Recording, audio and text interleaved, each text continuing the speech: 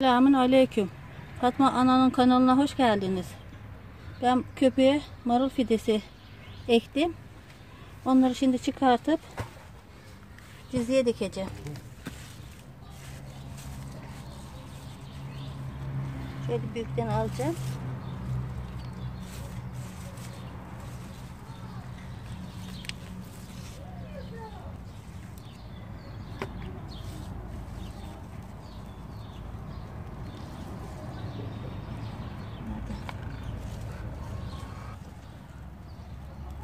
Bunlar yağlı marul, gürme marul.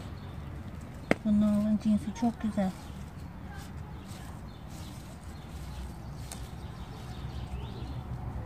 Bunlar tartışmıyorlar. Bunlardan böyle dürülüyor bunlar. Baksanıza. Mübarekler. Çok güzel bunlar. Yumuşacık. Kes kes ye.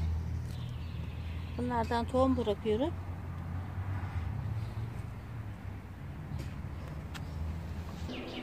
Dizimi çektim.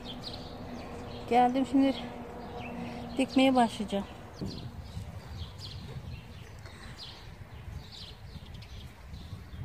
Şöyle.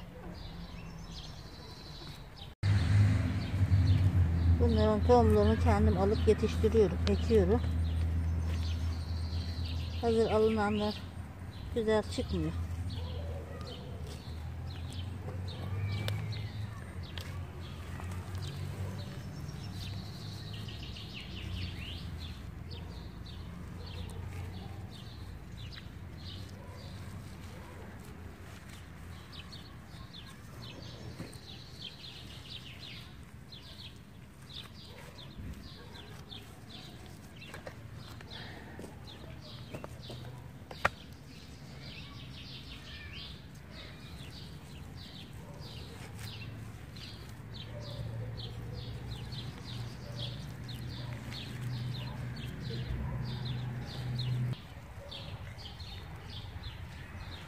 Eki de dikebilirsiniz, çok inceleri.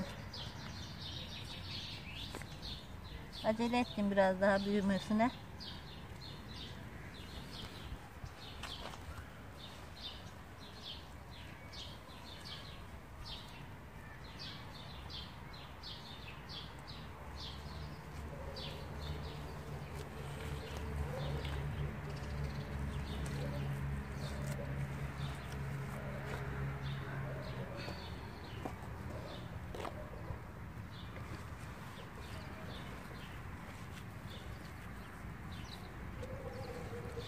Alaca gölge olursa daha iyi olur. Sıcaklarda hemen tohuma kalkarlar. Biberlerin arasına da dikebilirsiniz. Onlar sulandıkça büyür. Oradan kesip yenir.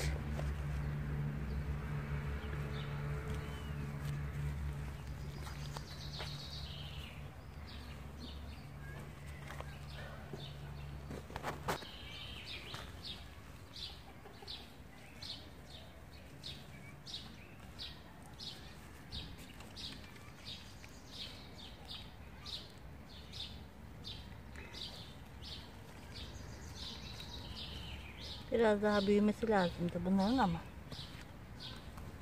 birilerine dikeceğim.